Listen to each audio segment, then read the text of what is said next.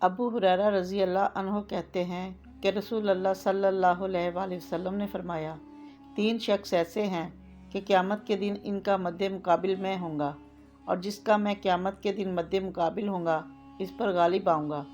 ایک وہ جو مجھ سے عہد کرے پھر بد عہدی کرے، دوسرے وہ جو کسی کو آزاد پکڑ کر بیچ دے پھر اس کی قیمت کھائے، اور تیسرے وہ جو کسی کو مزدور رکھے اور اس سے پورا کام لے اور اس کی اجرت نہ دے۔ سنن ابن ماجہ، حدیث نمبر 2442۔ عبداللہ بن عمر رضی اللہ عنہ کہتے ہیں کہ رسول اللہ صلی اللہ علیہ وآلہ وسلم نے فرمایا، مزدور کو اس کا پسینہ سوکھنے سے پہلے اس کی مزدوری دے دو۔ سنن ابن ماجہ، حدیث نمبر 2443۔ عتبہ بن نضر رضی اللہ عنہ کہتے ہیں کہ ہم رسول اللہ صلی اللہ علیہ وآلہ وسلم کے پاس تھے تو آپ نے سورۃ طاسیم پڑھی۔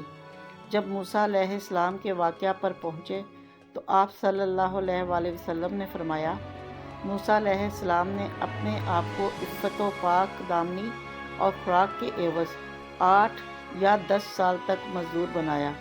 سنن ابن ماجہ، حدیث نمبر 2444۔